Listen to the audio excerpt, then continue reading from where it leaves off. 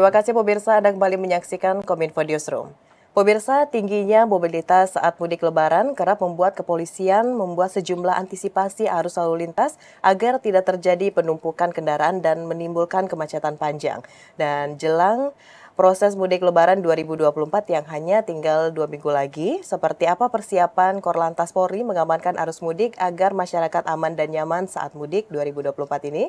Untuk membahasnya lebih jauh pemirsa, saat ini kita sudah terhubung bersama dengan Kabag Penum, Bapak Ardi Achaniago. Assalamualaikum, selamat sore Pak Ardi. Waalaikumsalam, selamat sore Mbak. Baik, salam sehat Pak. Alhamdulillah sehat, sehat. Baik, Pak Erdi, ini kita akan memasuki musim mudik lebaran 2024.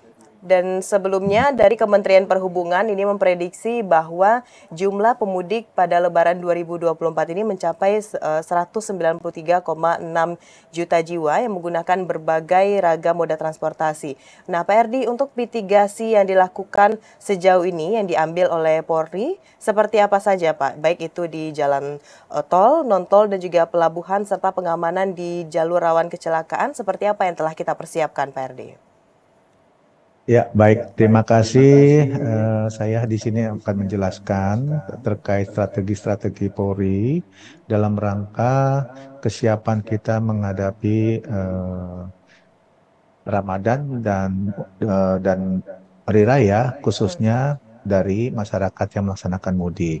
Ya, eh, Polri ini mempunyai suatu kegiatan operasi yang namanya Operasi Ketupat 2024 ya.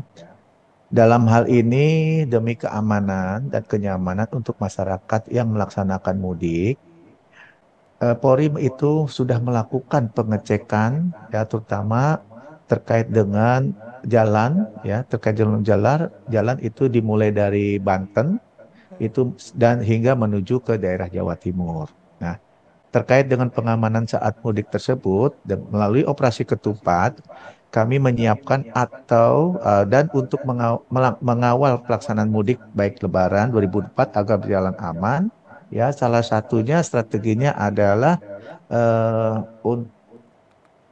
pengamanan melaksanakan suatu sistem yang namanya kontraflow.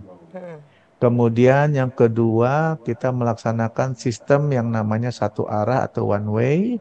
Kemudian kita mempunyai strategi yaitu menggunakan ganjil genap. Nah, sebagai catatan, ganjil genap ini kita lakukan adalah alternatif terakhir, ya, alternatif terakhir pada saat situasional di mana jalan-jalan tersebut itu mempunyai kepadatan yang melebihi dari ekspektasi atau melebihi dari apa yang kita perkirakan. Nah, sehingga kita gunakan ganjil genap. Itu dalam artian catatan situasional ya pada saat di lapangan. Demikian, Mbak. Baik Pak Erdi, ini selain adanya peningkatan jumlah pemudik pada tahun 2024 ini, ada hal lain yang harus diantisipasi, yakni cuaca ekstrim yang diperkirakan akan terjadi hingga bulan April 2024. Nah, terkait dengan hal ini, Pak Erdi, hal apa yang telah dilakukan, antisipasi apa yang akan dilakukan oleh Polri terkait dengan cuaca pada mudik Lebaran, dan bagi masyarakat seperti apa untuk menyikapi masalah cuaca ekstrim ini, Pak? Ya, untuk menghadapi cuaca ekstrim, ya kami sudah mempunyai strategi-strategi tertentu. Ya, di antaranya misalnya kita di dalam ruas tol, ya ada genangan-genangan air akibat dari banjir. Tentu kita sudah berkolaborasi, ya kita sudah berkoordinasi. Itu yang namanya dalam artian kunci keberhasilan dari kita ya operasional ini, ya sinergi dan kolaborasi. Terus kemudian ada yang istilahnya K3I, Ya. itu komunikasi, koordinasi, kendali, dan informasi, serta pengelolaan manajemen media. Nah, terkait kita menghadapi bencana alam, atau misalnya cuaca ekstrim itu, kita sudah melakukan kesiapan-kesiapan dalam bentuk koordinasi. Seperti contohnya, apabila terjadi genangan-genangan air di jalur tol akibat dari curah hujan yang cukup deras, kita sudah menyiapkan pompa-pompa ya yang besar supaya genangan tersebut cepat kembali surut ya dan membantu untuk kelancaran dari pemudik yang akan menggunakan jalan tol. Itu salah satu contoh. Kemudian yang kedua, apabila kembali lagi cuaca ekstrim yang menimbulkan tanah longsor ya di jalur-jalur arteri atau tempat-tempat wisata yang lainnya, kita juga sudah berkoordinasi dengan stakeholder terkait, kementerian dan yang lainnya ya untuk menyiapkan alat-alat berat ya dengan demikian kita segera membersihkan longsor-longsor tersebut di jalan-jalan yang digunakan untuk para pemudik dalam rangka kembali ke kampungnya. Mungkin itu salah satu contoh dari strategi kita yang akan kita laksanakan nanti. Demikian. Baik, Pak Erdi, untuk jalur darat pada tahun 2024 ini menjadi jalur favorit bagi pemudik untuk melakukan perjalanan dan didominasi oleh kendaraan pribadi. Apakah mungkin untuk mempermudah tugas atau pekerjaan dari kepolisian akan diberlakukan tilang elektronik, Bapak, untuk tahun 2024 ini?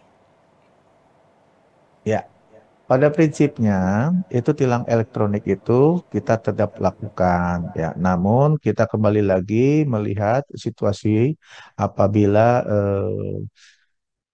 tidak perlu atau tidak dibutuhkan dalam rangka kegiatan mudik ya, itu bisa saja terjadi ya. Tetapi namanya tertib di lalu lintas, tertib berkendaraan, nah ini tetap kita harus lakukan ya. Nah, cuma ketika kita melihat situasi pada saat mudik, masyarakat ingin pulang kampung dengan selamat dan aman, nyaman. Nah, ini kita kembali lagi melihat situasinya, ya, seperti itu, Pak.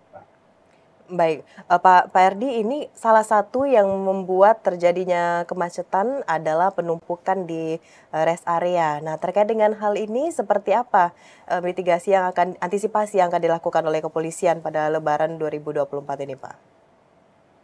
Ya, ini merupakan suatu permasalahan di jalan tol ya, di jalan tol.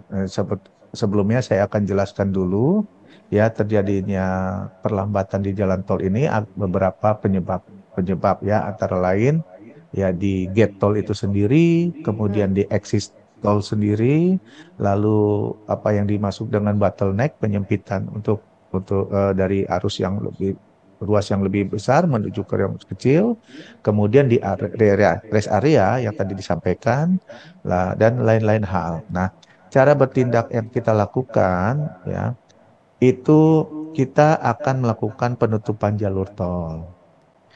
Ya, ini ada beberapa ya cara bertindak kami. Kemudian mengalihkan arus keluar tol. Kemudian sistem buka tutup di gerbang tol. Lalu kemudian kita lakukan seperti tadi ada kontraflow, one way, kemudian ganjil genap, ya, kemudian mengatur pada lokasi rawan macet oleh tim urai dan kemudian tim kontingensi bila ada yang bersifat emergensi. Nah, terkait dengan yang ada di rest area ya polisi akan hadir di sana. Jadi kita melihat bagaimana volume yang ada di sana ya. Ketika salah satu rest area itu sudah penuh, tentunya ya dari tim urai yang ada di lokasi itu kendaraan tidak diizinkan untuk masuk ke rest area yang sudah kita perkirakan itu sangat macet atau penuh, apalagi kendaraan yang melebihi kapasitas seperti truk dan sebagainya.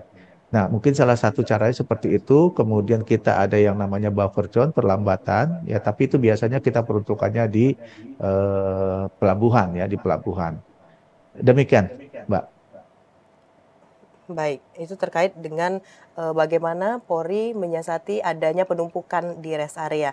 Pak Erdi, di tahun 2023 ini kita menyiapkan juga yang namanya posko kesehatan. Nah, tahun 2024 ini seperti apa Pak penyiapan dari posko kesehatan dan di beberapa titik yang akan disebar oleh kepolisian, Pak Erdi?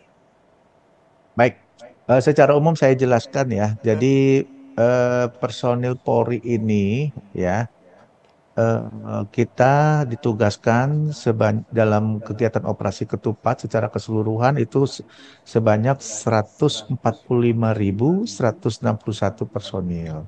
Ya. Nah, ini akan disiapkan ya kurang lebih 5.784 pos yang terdiri dari pos pelayanan itu sebanyak 1.532, kemudian pos pengamanan 3.772 dan pos terpadu 480. Nah, terkait masalah pos pelayanan kita tetap melaksanakan itu ya seperti tahun-tahun sebelumnya ya, karena biar gimana pun juga masalah pelayanan-pelayanan yang dibutuhkan oleh masyarakat terutama di rest area ya yang kita tempatkan dan di beberapa titik. Yang kita sampaikan di sini adalah pos-pos bukan hanya di jalur-jalur tol saja, Ya. tapi ada juga di jalur di tempat wisata, tempat keramaian-keramaian lainnya. Nah, pos pelayanan tersebut eh, kita laksanakan atau kita dirikan ya kembali untuk melayani. Seperti contoh misalnya untuk kesehatan, yaitu pos terpadu di situ ada. Nah, untuk masalah kesehatan, kita mengecek kondisi dari pengemudinya, atau misalnya dari penumpang-penumpangnya juga yang mempunyai keluhan-keluhan. Nah, seperti itu. Intinya adalah bahwa pos terpadu atau pelayanan kesehatan itu tetap kita laksanakan di beberapa titik sesuai dari kriteria dan karakteristik yang sudah kita evaluasi lokasi-lokasinya. Demikian. Baik, tahun 2024 ini kurang lebih sebanyak 5.784 pos telah disiapkan oleh Polri. Baik, Pak Erdi, pada tahun-tahun sebelumnya tentu dari kepolisian telah melakukan evaluasi hal apa yang harus ditingkatkan setiap tahunnya untuk memberikan kenyamanan dalam hal transportasi bagi masyarakat saat melakukan mudik lebaran.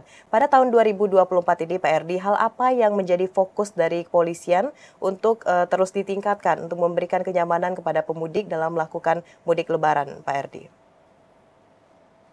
Ya, pada prinsipnya itu kan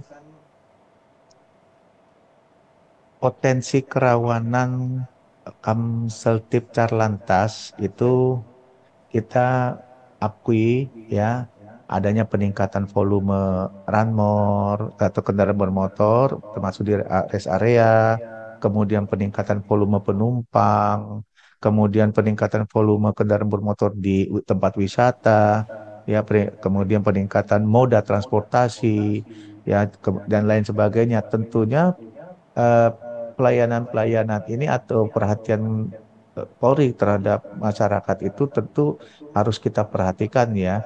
Ya terutama kita melihat tentang kondisi layaknya jalan yang akan dilalui oleh para pemudik, kemudian kendaraannya, bahkan kepada masyarakat yang akan melaksanakan mudik itu sendiri.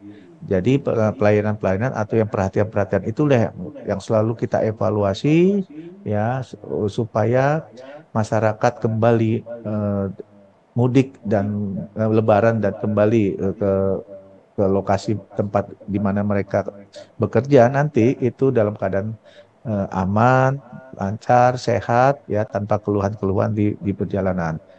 Kita bersinergi dengan stakeholder lainnya, kementerian maupun dari departemen yang lainnya, itu tetap berupaya untuk memberikan keamanan dan kenyamanan para pemudik di jalan raya. Demikian. Baik, Ferdi, tentu dengan semua hal yang telah Bapak sampaikan tadi, kita berharap benar-benar bisa menjadi antisipasi lonjakan pemudik pada Lebaran tahun 2024 kali ini. Terima kasih Pak Erdi sudah memberikan informasinya kepada pemirsa GPR TV pada sore hari ini. Tetap jaga kesehatan Bapak, terutama pada saat melakukan tugas memantau masyarakat yang melakukan mudik Lebaran 1445 Hijriah. Terima kasih Pak Erdi, selamat sore, selamat melanjutkan aktivitas.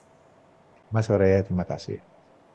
Baik pemirsa, itulah dialog kita bersama dengan Kombes Pol RDA Caniago selaku Kabag Penerangan Umum. Terima kasih bagi Anda yang telah menyaksikan. Saya Mona Azharini pamit. Selamat sore dan sampai jumpa.